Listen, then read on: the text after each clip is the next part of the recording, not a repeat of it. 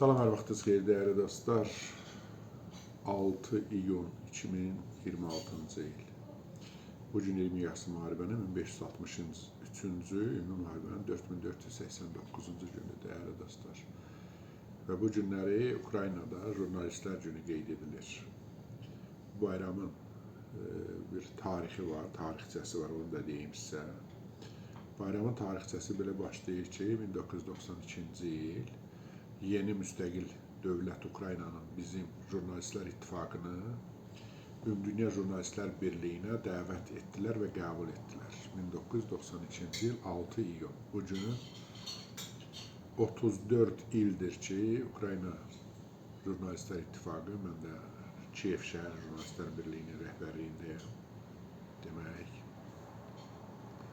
Ümumdünya Jurnalistlər Birliyinin üzvüyük. Və 94-cü il may ayının 25-i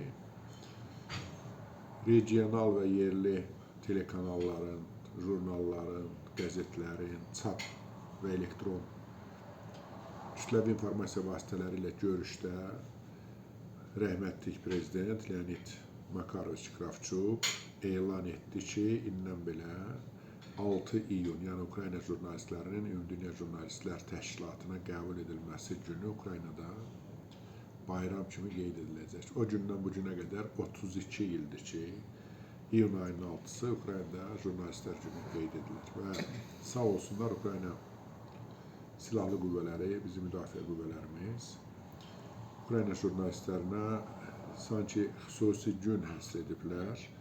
Bax, elə biz sizlə danışdığımız bu zamanlarda, bu dəqiqələrdə, vaxtı da deyim, 17:30-dur təxminən Kiyevdə.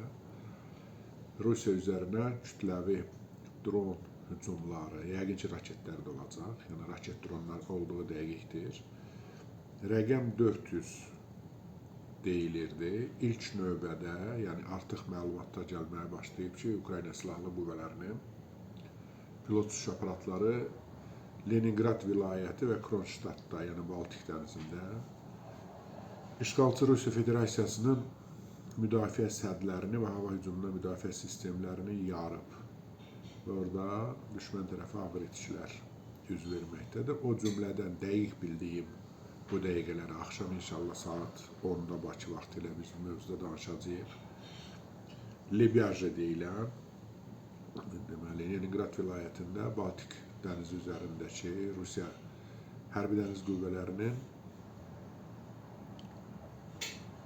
limanı durduqları yer belə deyil. Oradakı qüvvələrə hücum edilib, həm rabitə sistemlərinə, həm infrastrukturalara, həm də ki, yerli gəmilərə. Dediyim ki, bunlarla bağlı əlbəttə ki, məlumatlar təzə gəlməyə başlayıb. Çünki bir neçə saat bundan öncə Rusiya üzərinə 400 dronun göndərilməsi ilə bağlı, Ukraynanın göndərilməsi ilə bağlı, biraz deyəndə təxminən günorta saatları, saat 12:01, yəni Ukrayna vaxtında mən danışıram.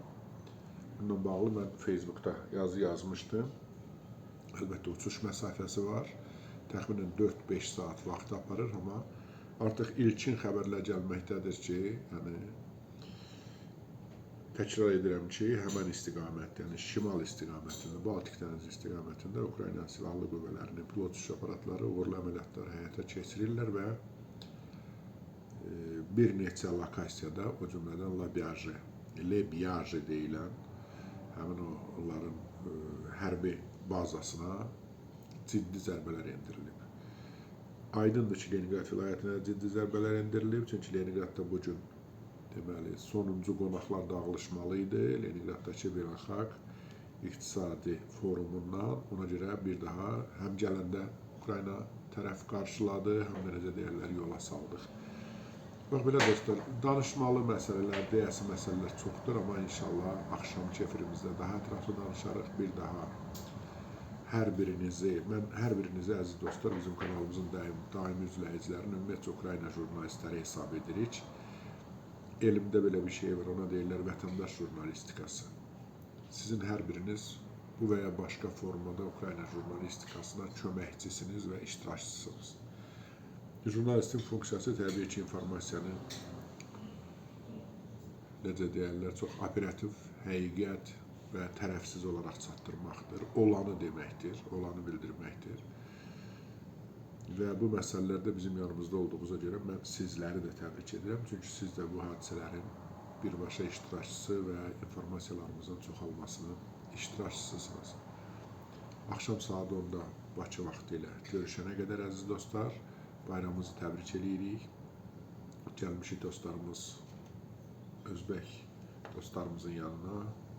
Burada elə sizi təbrik etmək istəyirik. Sağ olun, salamat qalın. Axşam görüşümüzə qədər.